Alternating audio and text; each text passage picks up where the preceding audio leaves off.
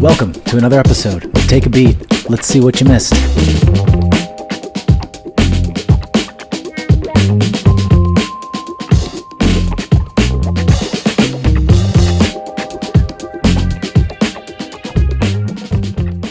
Let me take you back to the beginning of March, where I found myself out in London working on a bunch of music with some great friends and familiar faces. I won't lie, the experience was super intimidating, but I feel like I got to grow a bunch from it.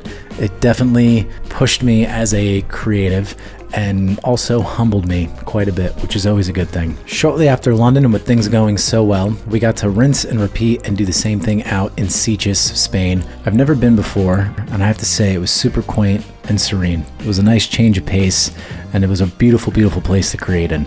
Of course, while I was there, I had to make sure that I got a little bit of a live set in, where we had our good friend Fabrizio, who was a phenomenal chef, come grace us with his presence, and I got to mix it up while he mixed it up in the kitchen. Fabrizio definitely helped my morning coffee routine get kicked up another notch, which I was super grateful for. Speaking of coffee, Gallo Coffee was absolutely the move when I was out in Sitges. Phenomenal coffee shop, highly recommended. Now, with all this traveling and bouncing around going on, I would say one of the biggest highlights was getting to go to San Juan in Puerto Rico. It was my first time being there, and I have to say I was super excited to experience the culture and the vibe. Now, the main reason I was there was to do a job, which was to DJ a launch for A Monique swimwear. Now, although the bikinis don't necessarily fit me, I must say the new collection looked absolutely stunning, and it was great to be there to support friends. Now, one thing I can say that Puerto Rico showed me is the food scene is A+. Y'all know what you're doing there. For a quick snack, I stopped at a spot called Iguana Bar, which was such a vibe. And my main mission there was to have the chicken on the stick, and I was not disappointed by it. My go-to coffee spot was Habitante. Now, the coffee was phenomenal, but I also have to give them an A+ on the avocado toast. And if you know anything about me, you know I live and die by avocado toast. Now, one of my favorite spots, and maybe I'm showing a little bit of favoritism, but I could taste the TLC in every little bite that I had there, was Acapulco Taqueria. All the ingredients were super fresh, the beer, locally made. I was in heaven. And I will hands down put my reputation on the line that these are some of the best freshly made tacos ever. Unfortunately, I could only be in Puerto Rico for just a few days, but all good things must come to an end. From there, I hopped back to Miami, where I got to join Model Volleyball for a DJ set, and also to perform with my buddy Dov for our new single Medicina that came out during that time. The tournament was super fun, and it's always great to be in Miami doing what I love and getting to see so many familiar faces. Our next stop was Latin America, where I got to hit Chile, Argentina, and Brazil.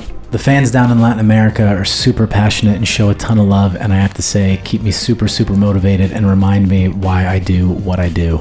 This time around, we really got to push the idea of doing pop-ups where we got to work with local businesses, and the pop-ups were super special this time around because I really got to feel like I connected with people on a deeper level.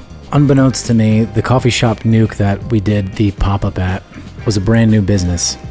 I had no inclination to this. I just walked into a really dope coffee shop that I thought was delicious and turned to the owners and was like, hey, can I do a pop-up here? They obliged, and it was a blast. But after the fact, they shared some heartfelt stuff about how it was super helpful to them and getting their business a little bit more known in the area. And if I could help with that any little bit, especially coming from a background of owning my own businesses in the past, that makes me pretty happy.